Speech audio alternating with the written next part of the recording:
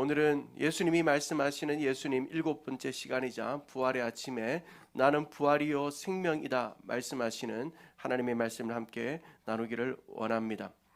부활절은 우리 크리스찬에게 있어서 가장 기쁜 날이 아닐 수 없습니다. 왜냐하면 부활절은 우리에게 영원한 생명이 있음을 증명하는 날이고, 또한 부활의 첫 열매가 되신 예수님으로 인해 우리의 부활 또한 보장받은 날이고, 무엇보다도 부활이 없다면 우리가 전하는 복음도 우리의 믿음도 다 헛것이에요. 그러나 부활이 있기에 우리의 믿음도 우리가 전하는 복음도 가장 복되고 영광스러움을 알게 해주신 날이기 때문인 줄로 믿습니다. 이 좋은 날 사망 권세를 깨뜨리시고 모든 절망과 상처와 아픔을 치유하시고 원수 마귀를 물리치신 예수 그리스도의 보혈의 능력이 우리 성도들의 삶과 가정과 생업과 영혼과 육체 속에, 그리고 이 지역과 대한민국과 그리고 저 북녘 땅과 이 전쟁 가운데 있는 지구촌 가운데 온전히 임함으로 에스겔의 마른 뼈를 일으키신 역사의 주관자 되신 하나님의 은혜가 우리 성도들에게 임하게 되기를 주님의 이름으로 간절히 축복합니다. 사람들은 기독교를 사랑의 종교다, 섬김의 종교다, 헌신의 종교다 이렇게 정의합니다. 맞습니다. 기독교는 사랑의 종교입니다. 섬김의 종교입니다. 헌신의 종교입니다. 그러나 이것은 온전하지 않습니다. 기독교는 어떤 종교인가? 기독교는 빈 무덤의 종교인 줄로 믿습니다. 여러분 아멘이십니까? 기독교는 빈 무덤의 종교예요. 타 종교들은 자신을 믿었던 신이 죽었던 무덤에 가서 그 죽은 신을 기억하며 경배합니다. 그러나 우리 기독교는 그 죽은 신을 경배하지 않습니다.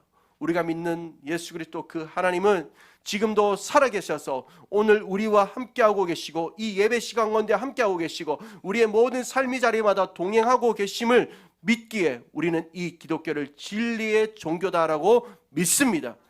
무엇보다도 예수님의 부활이 중요한 이유가 있습니다. 여러분, 누가 우리를 구원했다, 우리의 구원자가 된다 하면 우리의 구원자가 되는 그 상대는 반드시 자기 스스로가 죽음의 문제를 해결할 수 있었어야 합니다. 여러분, 이 땅의 모든 신들 가운데 죽었다 살아난 신은 오직 우리 주 예수 그리스도 그분밖에 없는 줄로 믿습니다. 죽음에 패배한 신을 우리는 구원자라고 믿고 따를 수 없습니다. 그렇게 무덤이 없는 유일하신 죽음을 이기신 예수 그리스도 그분만이 우리에게 길이요 진리요 생명이요 우리의 구원자가 되는 줄로 믿습니다. 할렐루야. 사랑하는 성도 여러분, 이렇게 복되고 기쁜 날 우리는 이미 부활에 관해 약속하셨고 또 예고하신 예수님, 곧 예수님이 말씀하시는 나는 부활이요 생명이다 라고 말씀하시는 그 예수님을 이 아침에 만나보길 원하는 것입니다. 지난 주일부터 시작해서 우리는 지난 한 주간 고난주간을 거치며 오늘까지 총 7번의 예수님이 말씀하시는 예수님에 관하여 말씀을 들었고 함께 나눌 수 있고 오늘 듣고 있습니다. 내가 만든 예수 믿는 건 의미 없어요. 내가 원하는 예수, 그건 내가 만든 신이에요. 그건 우상이에요. 그러나 우리가 믿어야 되고 우리가 따라야 될 예수는 누군가 하면 예수님이 말씀하시는 예수가 누구냐는 거예요. 예수님이 우리를 만나기를 원하시는 예수가 누구냐, 이게 중요해요. 내가 만든 예수, 내가 믿기를 원하는 예수, 그거는요 참된 예수가 아니에요. 그건 우상이에요. 그래서 우리는 지난 7번의 시간을 통해 또 말씀을 통해 끊임없이 예수님이 누군지, 어떤 예수를 믿어야 되는지, 예수님이 원하시는 것이 무엇인지를 우리는 지금 말씀을 통해 확인하고 있는 것입니다. 오늘은 그 마지막 시간으로 나는 부활이요 생명이라고 말씀하시는 예수님에 관하여 살펴보길 원하는 것입니다. 지난 6번의 여러분 설교를 고난주간 여러 가지 일정으로 개인적으로 참여하지 못하신 분들은 너무 또 아쉬워하지 마시기 바랍니다. 제가 계획 가운데 원래는 좀 어려울 거고 빠르면 내년, 아니면 그 후내년에 다시 한번 더 이 시리즈를 주일 시간에 나누면서 좀 더 깊이, 좀 더 디테일하게 말씀을 나눌 예정입니다. 자, 그렇다면 오늘은 그 첫 번째로 나는 부활이요 생명이라고 말씀하시는 그 주님의 이 말씀이 부활의 아침 주님 앞에 모인 우리에게 주는 메시지가 뭐냐는 겁니다. 나는 부활이요 생명이다 라고 말씀하시는 이 말씀의 의미는 다름이 아니라 부활은 미래형만이 아니라 현재형이라는 의미입니다. 부활은 미래형만이 아니라 앞으로 일어날 일만이 아니라 지금 우리의 삶에서 적용되고 있는 현재형이다라는 거예요.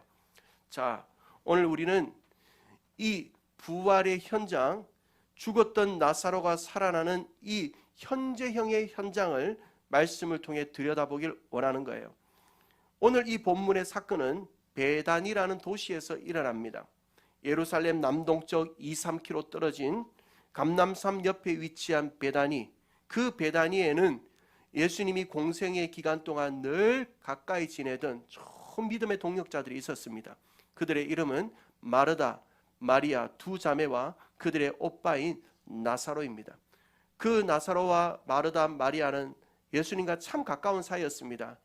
참 예수님에게 힘이 되고 위로가 되는 그런 사람들이었습니다. 그렇게 예수님과 친하게 친밀하게 지내던 마르다와 마리아 그리고 나사로의 가정에 큰일이 하나 닥친 거예요. 뭐냐면 바로 자신의 오빠 나사로가, 그 가정의 가장 역할을 하던 나사로가 이제 그만 병에 걸려 죽게 되는 일이 발생한 겁니다. 사랑하는 오빠가 병에 걸려 죽어가는 모습을 본 그 두 자매의 마음은 어떠했을까요? 그 두 자매의 마음은 예수님께 SOS를 요청하게 됩니다. 그들은 진심을 담아 절실하게 편지 한 통을 예수님께 전하게 됩니다. 주여, 사랑하는 자가 병들어 나이다. 주여, 사랑하는 자가 병들었나이다. 이 짧은 기도의 편지 안에는 예수님을 향한 두 자매의 절실한 마음이 담겨져 있었습니다. 그럼에도 불구하고 예수님은 이 편지를 받자마자 한 걸음에 그 나사로의 죽음의 현장으로 달려가지는 않으십니다. 우리는 이 모습을 보면서요, 참 예수님 좀 빨리 가시면 좋을 건데 왜 이렇게 하실까? 역시 예수님은 한국 사람은 아니구나, 이 생각이 들긴 해요. 그러나 여러분, 여기에서 중요한 사실이 하나 있습니다. 뭐냐면 분명히 마르다, 마리아가 원하는 때가 있고 원하는 방법이 있습니다. 그러나 하나님, 예수님께도 원하는 방법이 있고 원하는 때가 있어요. 자, 그러면 우리의 때와 하나님의 때가 맞아 떨어지면 좋겠는데 때로는 안 그렇단 말이에요. 나는 지금 이루어졌으면 좋겠는데, 나는 이런 방법으로 이루어졌으면 좋겠는데 예수님의 때가 더디 오는 것 같고 예수님의 방법이 내 생각과는 다른 것 같아요. 그러나 사랑하는 성도 여러분, 믿으시길 바랍니다. 무엇을 믿어야 되는가?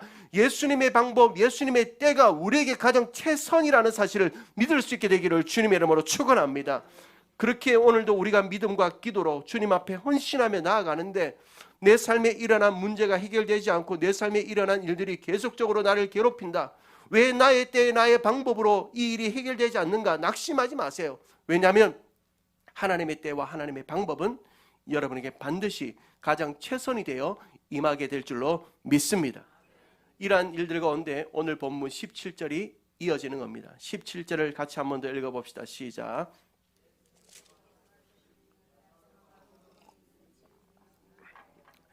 자, 며칠이 됐다고 했습니까? 나흘이다, 4일이 됐다고 합니다. 여러분, 유대인들의 관념 속에는, 생각 속에는 사람이 죽으면 보통 3일 정도는 그 시체 주위를 떠돈다고 생각했습니다. 전혀 성경적이지 않습니다. 전혀 성경적이지 않습니다. 사람은 죽으면 바로 예수님의 그 심판대 앞에 서게 됩니다.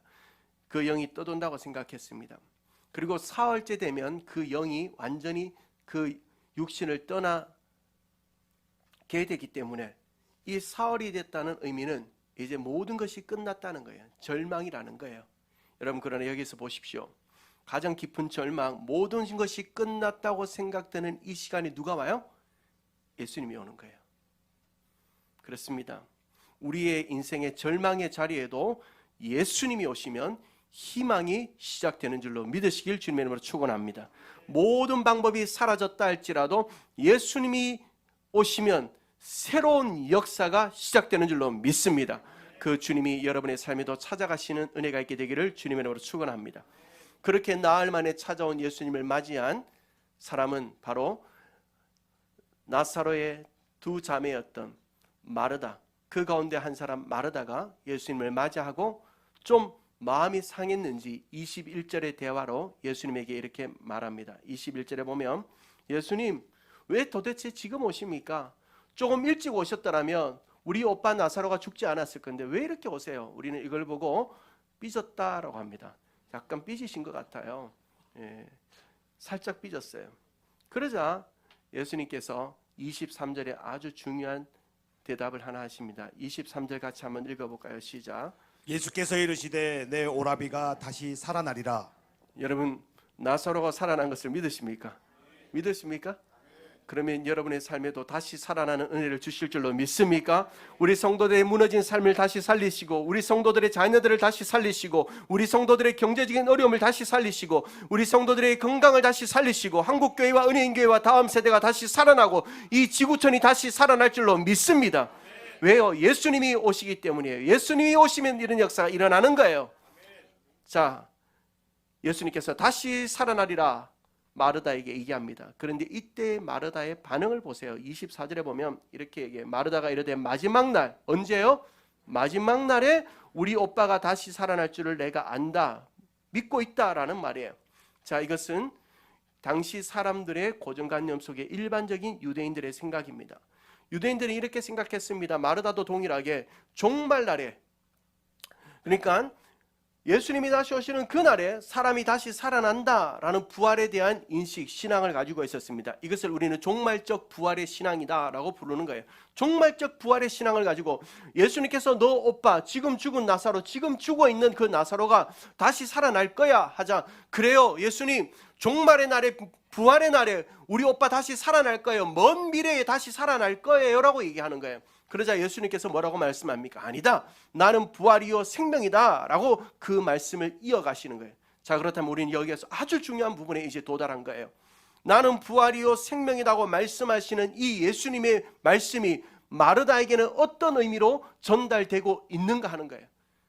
나는 종말 때에 우리 오빠가 살아날 줄로 믿습니다 라고 얘기하고 있지만, 예수님은 지금 마르다에게 이렇게 얘기하는 거예요. 아니야, 마르다야, 아니야.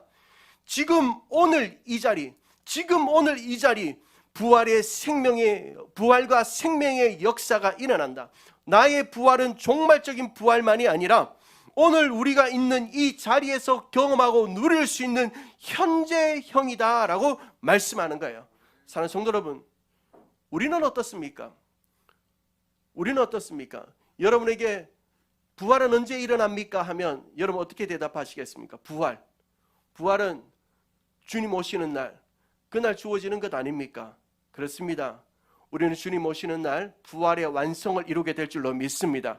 이런 몸이 아니라요, 이런 몸이 아니라 정말 우리가 지금으로서는 이해할 수 없는, 아프지도 않고 병들지도 않고 늙지도 않는 가장 아름다운 영광스러운 몸을 입고 저 천국에서 부활하신 주님과 함께 영원히 살게 될 줄로 믿습니다. 그것을 우리는 부활이라고 부릅니다. 그러나 그 부활만이 아니라는 거예요. 부활이라는 것은 먼 미래에만 일어날 일이 아니라는 거예요. 더 중요한 것은 부활은 현재 우리의 삶에서 경험될 수 있는 일이라는 거예요. 그래서 유진 피터슨이 쓴 책 가운데 일상 부활을 살다라는 책 가운데 이런 중요한 한 문장이 있습니다. 부활이라는 것은 우리가 경외감을 가지고 바라봐야 될 풍경이 아니다. 이게 무슨 말이에요? 그러니까 부활이라는 것은 2000년 전에 예수님께서 이루셨던 경이로운 사건이나, 부활이라는 것은 예수를 믿고 사는 우리가 먼 미래에 주님 다시 오시는 그날에 일어날 영광스러운 사건이나, 부활이라는 것은 우리 머릿속에 있는 교리적인 것도 아니고, 부활이라는 것은 현재의 내 삶 속에서 매일매일 매 순간마다 경험할 수 있는 삶 그 자체요. 오늘 우리는 우리의 삶의 자리에서 그 부활을 경험할 수 있다는 거예요. 여러분, 이 부활을 날마다 경험하시는 저와 여러분 되기를 주님의 이름으로 축원합니다. 그렇습니다. 사랑하는 성도 여러분, 오늘 예수님께서는 나는 부활이요 생명이라고 말씀하시는 이 말씀을 통해 부활은 예수님이 다시 오시는 날 경험할 미래적인 사건만이 아니라 오늘 우리의 삶에서 날마다 경험해야 하는 현재적 삶 그 자체라는 것을 말씀해주고 계신 거예요. 자, 그렇다면 여러분, 현재의 삶 속에서 부활의 능력을 경험하기 위하여 우리가 믿어야 될 것이 있어요. 그 부활의 능력, 내 현실의 삶 속에서 어떻게 경험할 수 있는가라는 거예요. 그 첫 번째가 예수님을 믿으면 부활을 경험하게 되는 줄로 믿습니다. 자, 여러분 오늘 본문 25절을 한번 보십시오. 25절을 보면 나는 부활이요 생명이다 라고 말씀하신 예수님께서 그 이후에 한 가지를 우리에게 제안하십니다. 뭐라고 제안하시죠? 나를 믿는 자, 나를 믿는 자. 여러분 성경에는 신앙 안에는 또한 하나님의 영적 원리 안에는 순서가 중요한 것들이 너무 많아요. 순서가. 믿으면 영광을 보는 거예요. 기도하면 뭐가 와요? 응답이 와요. 헌신하면 뭐가 와요? 하나님의 상급이 오는 거예요. 우리가 은혜 안에 있으면 뭐가 와요? 평강이 와요. 이건 순서입니다. 주님 나라에 바뀔 수 없는 순서예요. 믿으면 부활의 역사를 경험하게 된다는 거예요. 그러면 무엇을 믿어야 되는가 하는 거예요. 자, 그것을 위해서 우리는 좀 이야기를 오늘 설교를 좀 진행하려고 하는 겁니다. 트리피스트 수도의 수도사들은 서로가 만날 때마다 이런 인사를 했다고 합니다. 메멘토 모리. 여러분 아마 이 인사를 아시는 분들도 계실 겁니다. 메멘토 모리, 죽음을 기억하라 라는 인사입니다. 사람들이 서로 만나면, 수도사들이 만나면, 트리피스트 수도사들이 만나면 메멘토 모리라고 인사했다고 합니다. 죽음을 기억해라. 그러니까 당신 죽을 날이 있으니까 그때까지 너무 열심히 살지 마. 그렇게 살 필요 없어. 이런 게 아니에요. 어떤 의미인가 하면 당신에게도 죽음이 오는 날이 있을 수 있으니 오늘 주어진 삶 속에서 최선을 다하여 성실하게 하루하루를 살라는 의미를 던지는 거예요. 이 인사가 얼마나 좋았던지 로마의 한 황제도 이 인사를 자신의 신하들에게 부탁합니다. 나를 볼 때마다 메멘토 모리라고 인사해 주라. 황제여, 당신도 죽습니다. 그러니 황제의 자리에 있을 때 정직하고 공의하고 정의롭게 이 나라를 다스려 주십시오라는 의미를 담은 거예요. 그렇습니다. 권력자도 죽습니다. 아무리 어떤 권력을 가져도 죽습니다. 무력자도 죽습니다. 아무리 미약해도 힘 하나 없어도 그 사람도 죽어요. 유명한 사람도 죽습니다. 여러분 보십시오. 유명한 사람, 한 시대에 핵을 그었던 사람들 다 죽었습니다. 그리고 무명한 사람도 죽었습니다. 이름 알리지 못한, 누가 죽었는지도 모르는 그 사람도 죽습니다. 부자도 죽습니다. 돈이 아무리 많아도 죽어요. 가난한 사람도 죽습니다. 배운 사람, 아무리 많이 배워도 그 사람도 죽습니다. 근데 못 배운 사람도 죽습니다. 그래서 죽음은 우리 인생에게 있어서 가장 확실하고 가장 공평한 인생의 실존입니다. 그러나 여러분, 이 죽음에 대해서 누구도 해답을 준 사람은 없습니다. 이 죽음을 어떻게 극복할 수 있을지 누구도 우리에게 해답을 준 사람은 없습니다. 그런데 예수님께서는 우리에게 죽음에 대한 해답을 주시는 유일한 분인 줄로 믿습니다. 그 주님께서 죽음에 대한 해답으로 제시하는 생명이 있습니다. 생명. 죽음을 해결하려면, 극복하려면 생명이 있어야 죽음을 극복하는 거 아니겠어요? 그 생명이 있어요. 자, 예수님께서 제안하시는 생명이라는 것이 뭐냐면 우리가 지난 7번의 시간을 통해 3번이나 나왔던 생명과 관련됩니다. 예수님은 생명의 떡이다. 예수님은 길과 진리요 생명이고 나는 부활이요 생명이다 할 때 이 생명이 어떤 생명을 얘기하는가? 우리 지난주에도 말씀드렸지만 모든 사람은 이 땅에 비오스, 육신의 생명을 가지고 태어납니다. 비오스를 가지고 있어요. 그런데 이 땅에 비오스를 가지고 살아가는 사람이, 육신의 생명을 가지고 살아가는 사람이 살다가 예수 그리스도를 믿게 돼요. 예수 그리스도를 믿게 되면 그 안에 어떤 또 하나의 생명이 탄생되게 되는데 그 생명이 바로 조회입니다. 조회. 여러분 속에 이 조회가 있게 되기를 주님의 이름으로 축원합니다. 그래서 예수님은 생명의 떡이 되신다. 길과 진리와 생명이 되신다. 나는 부활이요 생명이다라고 말씀하시는 이 생명을 우리는 얻게 된다는 겁니다. 그러면 우리는 이렇게 생각합니다. 우리는 이미 왜 비오스 생명을 가지고 살아가는데 왜 생명이 필요한가? 여기에 죽음을 극복하신 그 주님의 중요한 메시지가 있습니다. 왜 우리는 이미 생명을 가지고 살아가는데 왜 우리에게 또 그 조회가 필요하냐는 거예요. 여러분, 왜냐하면 모든 인류는 안타깝게도 살아있지만 죽은 자들이기 때문입니다. 아니, 살아가지만 죽기 위해서 사는 자들이 되어졌기 때문입니다. 아담과 하와의 그 범죄함으로 말미암아 온 인간 가운데 죄가 찾아듭니다. 그 죄는 우리에게 사망을 주었습니다. 물론 아담과 하와가 죄를 지었다고 바로 죽은 것은 아닙니다. 그러나 아담과 하와가 900년 후에 죽게 됩니다. 그래서 그들은 살아가지만 죽은 존재가 되어진 겁니다. 이것이 인생의 실존이에요. 그래서 그 죽음에 대하여 누구도 그 문제를 해결할 수 없었습니다. 그런데 주님께서는 우리에게 그 죽음의 문제를 해결할 수 있는 생명, 조회를 주십니다. 우리는 이것을 복음이라고 부릅니다. 이 복음 안에는 십자가와 부활이 있습니다. 십자가와 부활을 믿으면, 예수님이 나를 위하여 죽으시고 나를 위하여 다시 사신 것을 믿으면 그 믿음은 우리에게 생명을 주어 조회를 가지고 살게 되는 것인 줄로 믿습니다. 여기에서 그런데 중요한 것이 바로 요한복음 5장 24절에 나옵니다. 우리 앞을 보면서 같이 한번 읽어봅시다. 시작. 내가 진실로 진실로 너에게 이르노니 내 말을 듣고 또 나를 보내신 이를 믿는 자는 영생을 얻었고 심판에 이르지 아니하나니 사망에서 생명으로 옮겼느니라. 믿으십니까? 아멘. 나를 위하여 죽으신 그분, 나를 위하여 부활하신 그분을 믿는 순간 우리에게는 생명이 오게 됩니다. 조회가 오는 거예요. 그런데 여러분 여기 보십시오. 생명을 얻었고 영생을 얻었고 라고 하니까 과거에 얻었다 정도로만 우리는 여길 수 있습니다. 아닙니다. 본문의 원문상에 보면 영생을 얻었다라는 이 메시지가 현재형으로 되어 있어요. 현재요. 이게 아주 중요한 것입니다, 여러분. 현재형으로 되어 있다는 의미가 뭐냐면 현재 내가 그 부활의 생명을 경험한 자가 되었고 부활의 생명을 가지고 살아가고 있다는 거예요. 그러니까 저와 여러분이 어떤 자예요? 죽었던 자입니다. 죄에 죽었던 자입니다. 죽었던 자가 살아나는 게 뭐예요? 부활이잖아요. 죽었던 자가 살아나는 게 뭐예요? 부활이에요. 우리가 예수 그리스도를 믿음으로 말미암아 죽었던 우리가 예수님을 믿음으로 말미암아 살았다면 이미 우리는 뭐한 자예요? 부활을 경험한 자라는 사실을 믿으시기를 주님의 이름으로 축원합니다. 근데 그것이 과거의 문제만이 아니라는 거예요. 그 생명, 조회, 예수 그리스도를 믿음으로 말미암아 우리 속에 생겨진 이 생명이 지금 꿈틀대고 있는 거예요. 내 심장이 뛰듯이 그 심장이, 생명의 심장이 같이 뛰고 있다는 거예요. 그리고 그 생명은 우리가 비록 비오스, 육신의 생명이 죽어도요, 그 육신의 생명이 죽는 날 조회도 죽는 거 안 죽어요. 조회는 영원히 우리 속에 살아 저 천국까지 이르게 할 줄로 믿습니다. 그러니까 그 조회, 예수 그리스도를 믿는 자는 죽었던 그 자리에서 살아나 부활을 경험하게 되었고 그 부활을 경험함으로 말미암아 현재 그 생명을 가지고 사는 자는 비오스 육신의 생명이 죽어도 우리는 죽지 않고 영원히 천국에 들어가니 우리는 영원히 살게 된 존재인 줄로 믿습니다. 이 놀라운 부활의 은혜를 여러분이 누리고 계신다면 날마다 감격하는 삶을 살아갈 수 있게 되기를 주님의 이름으로 축원합니다.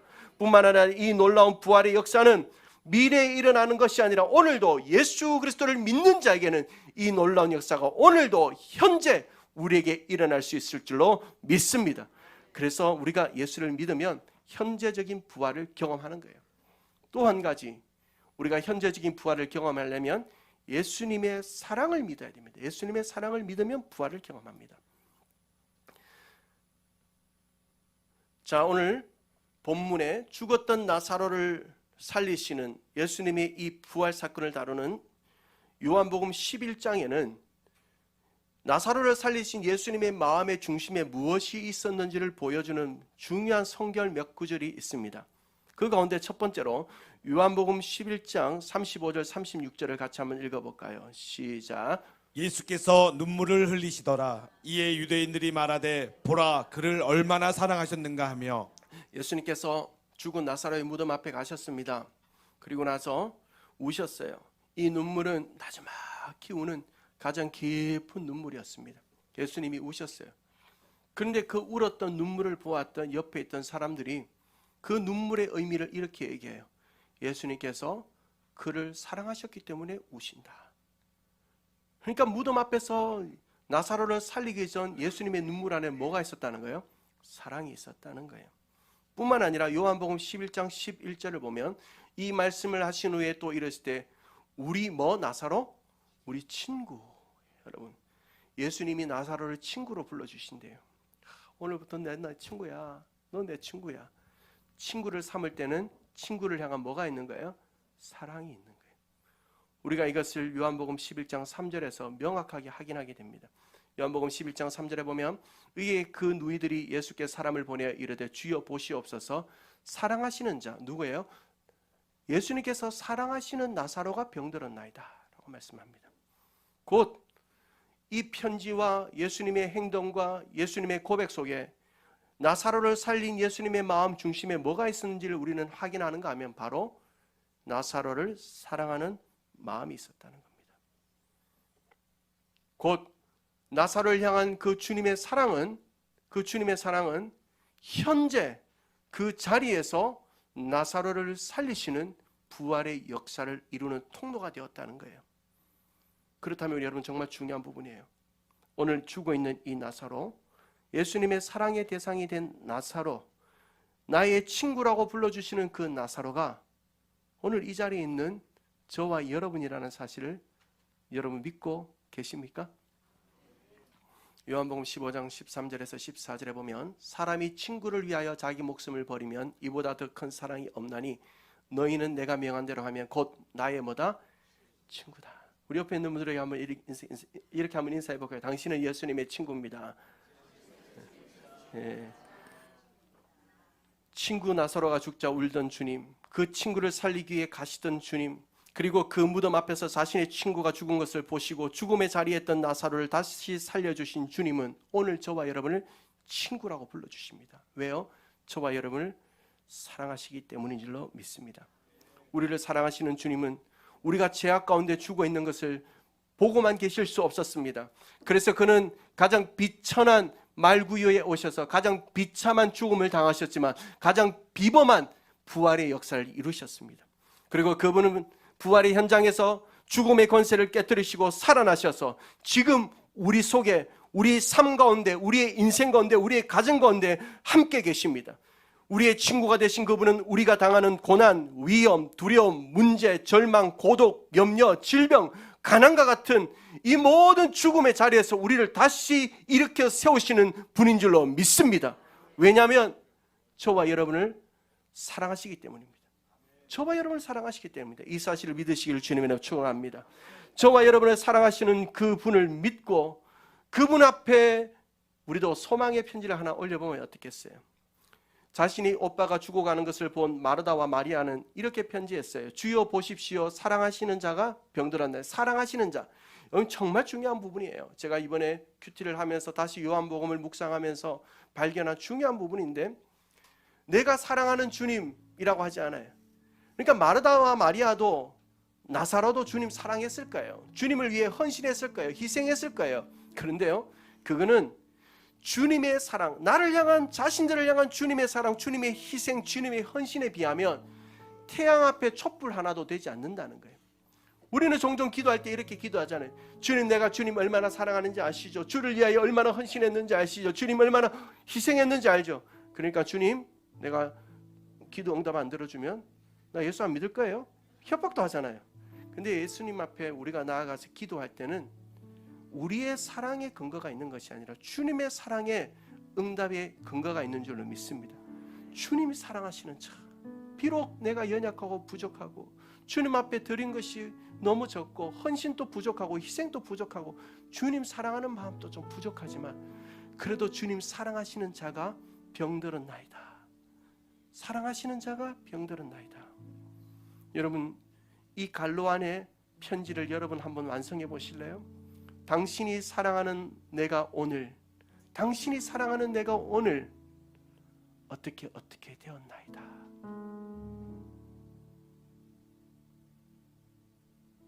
주님이 사랑하십니다. 여러분 사랑하십니다. 주님이 사랑하는 여러분은 지금 어떤 일들을 당하고 계십니까? 그 주님의 사랑을 믿는 자에게는 부활의 역사가 오늘 현재 속에서 우리의 삶 속에서 일어나게 될 줄로 믿습니다. 저는 요즘 이 찬양의 앞부분은 잘 모르겠어요. 근데 뒷부분 후렴이 너무 좋아서 자주 부르는 찬양 하나가 있습니다. 그 찬양의 후렴을 같이 좀 불러보고 싶어요. 이제 나는 옛사람 아니요 사망에서 건지신 주의 자녀이니 그 한없는 주의 사랑 안에 기쁨으로 걸어가겠네. 이제 나는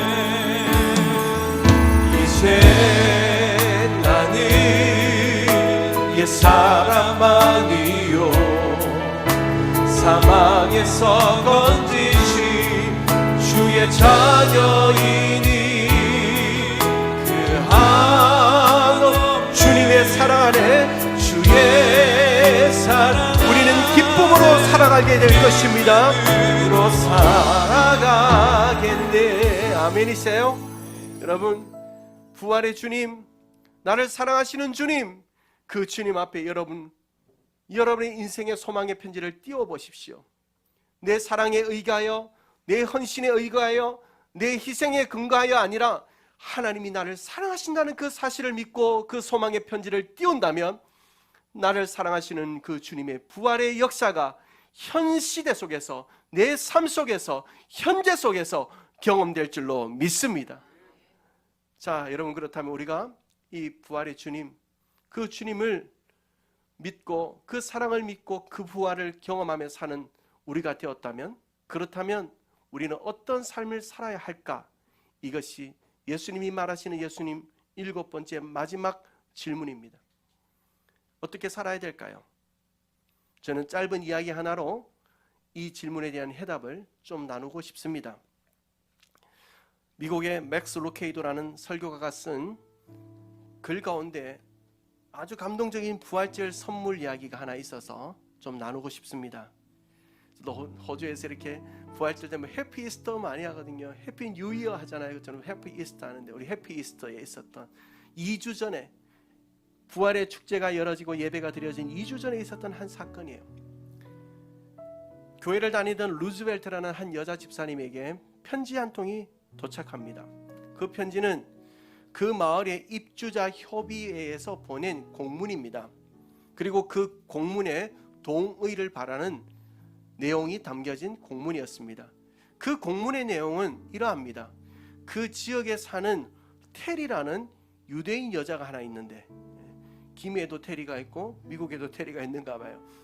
테리라는 여인이 자신의 마당을 잘 치우질 않는 거예요. 우린 뭐 자기 집인데 자기가 안 치우든 뭐 어떡하냐라고 생각하겠지만, 우리가 유럽이나 또 미국이나 또 호주나 이런 데 가보면 정원들이 참 예쁘게 되어 있잖아요. 주택을 사는 사람, 또 정원이 있는 사람들, 그래서 정원이 전부 다 집 앞에 있잖아요. 이 앞에 있는 마당을, 풀들을 정리하지 않으면 벌금을 맞게 되어져 있어요. 그래서 이 테리라는 여인의 그 마당이 너무 심각했던 거예요. 그래서 지역 사람들에게 눈살을 찌푸리게 한 겁니다. 그래서 몇 번의 경고를 했지만 도저히 수정이 되지 않자 법적인 조치를 위해서 동의를 얻기 위하여 루즈벨트 집사님과 그 지역의 많은 사람들에게 편지를 보낸 거예요. 당신들이 동의를 해준다면 이제 그 테리라는 여인에게 법적 조치를 하고자 하니 동의를 해주십시오 라는 공문을 받은 겁니다. 그래서 이 루즈벨트 집사님은 그 공문을 받아들고는 그 내용을 다 읽고 나서 기도를 해요. 하나님 어떻게 할까요? 기도하던 그 루즈벨트 집사님이 갑자기 전화기를 꺼내들고는 전화를 하기 시작하는 겁니다. 자기 교회의 집사님들에게, 성도들에게, 형제들에게 전화를 하는 거예요. 왜 전화를 했을까요? 그 이유가 바로 그 주 토요일 날 밝혀집니다. 루즈벨트 집사님이 큰 트럭을 하나 몰고 테리의 집 앞에 도착합니다. 그리고 많은 사람들이, 교회 집사님들이 함께 쓰레기 봉투도 가지고 오고 여러 가지 물건을 준비해서, 청소할 도구들을 준비해서 그 테리의 집 앞에 딱 모인 거예요. 이거 대청소를 해줍니다. 얼마나 예쁘게 정원을 딱 정리를 해줬는지요. 테리가 집에 돌아와서 보니까 자신의 집 같지 않은 거예요. 도대체 어떤 일이 일어났나 싶어서 알아봤더니만 루즈벨트 집사님과 여러 교회 성도들이 와서 자신의 집 앞마당을 청소해 준 걸 알았는 거예요. 그리고 나서 이 테리가 루즈벨트 집사님을 비롯하여 그 자리에 왔던 분들에게 편지를 보냅니다. 그 편지의 내용을 제가 영어로 읽어드리면 저도 모르고 여러분도 모르니까 한글로 한번 읽어드릴게요. 존경하는 입주자 협의회 여러분, 저의 이름은 테리입니다. 나는 우리 동네에 이런 멋진 이웃들과 더불어 살게 된 것을 감사드리기 위하여 이 편지를 씁니다. 저는 최근 남편과 깊은 절망 가운데 이혼을 하게 되었고 수술을 2차례나 했습니다. 저는 그래도 살기 위하여 병원에서 주야간조로 일을 하며 초과 근무를 밥 먹듯 해왔습니다. 그래서 저의 집 앞마당을 손질해야 하는 줄 알면서도 엄두도 내지 못하고 있었습니다. 유일하게 저를 도울 수 있는 사람은 제 아들인데 제 아들은 지금 이라크에 파병 중입니다. 이런 상황 속에 있는 저의 사정을 마치 알기나 한 듯 알지 못했던 이웃들이 찾아와 돌봄과 사랑으로 우리 집 앞마당의 문제를 해결해 주셨습니다. 저는 평생에 처음으로 가슴을 활짝 열고 부활절을 맞이해 보려고 합니다. 저는 유대인이기 때문에 부활절을 지키지 않습니다. 그런데 이번 부활절은 여러분과 함께 여러분의 교회에서 부활절 예배를 드리려고 합니다. 해피 이스터. 예수를 믿고 생명을 얻어 부활을 현재 경험할 수 있는 놀라운 삶을 살게 되는 우리가, 또한 예수님의 사랑을 믿고 부활의 능력을 현재의 삶 속에서 경험할 수 있게 된 우리가 어떠한 삶을 살아야 할까? 그 대답은 결코 어렵지 않습니다. 현재의 삶 속에서 부활을 경험하는 우리는 부활의 능력을 우리 이웃들의 현재의 삶 속에 흘러보내는 일들을 해야 할 줄로 믿습니다.